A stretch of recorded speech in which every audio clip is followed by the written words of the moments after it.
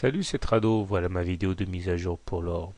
La séance d'aujourd'hui a connu un début de séance assez positif avec une progression assez marquée, mais une fois de plus il semble que le haut de la fourchette d'Andrews Rose ne veuille pas céder, et tant qu'on n'aura pas cassé clairement la fourchette d'Andrews Rose par le haut, on est condamné à faire des oscillations entre la médiane et de la fourchette d'Andrews Rose.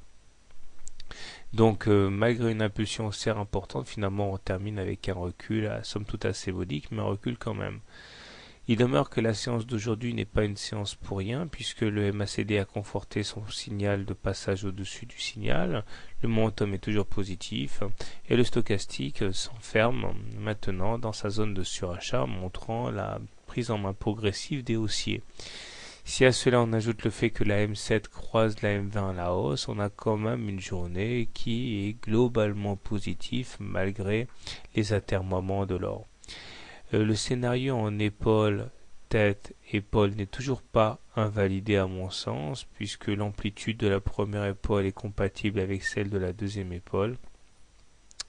Et je pense qu'on est toujours sous la menace d'un retour sur le bas du canal noir qui validerait la présence de cette épaule tête épaule. Mais pour l'instant, il est trop tôt pour le jouer puisque la deuxième épaule n'est pas encore formée. Sinon, pas grand chose d'autre.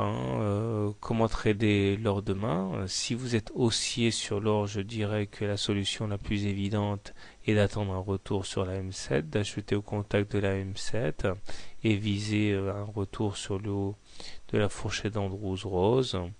Stop loss en cas de clôture sous le binôme M7-M20.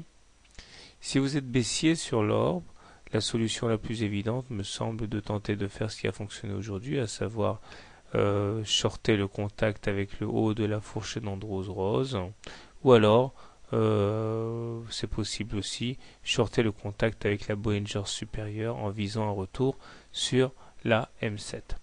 Personnellement, étant donné que nous sommes au-dessus d'une M20 qui est décroissante, je considère qu'on est sans tendance, donc je ne trade pas l'or dans ces conditions. Il demeure que je pense que les haussiers continuent d'engranger des points et un avantage psychologique.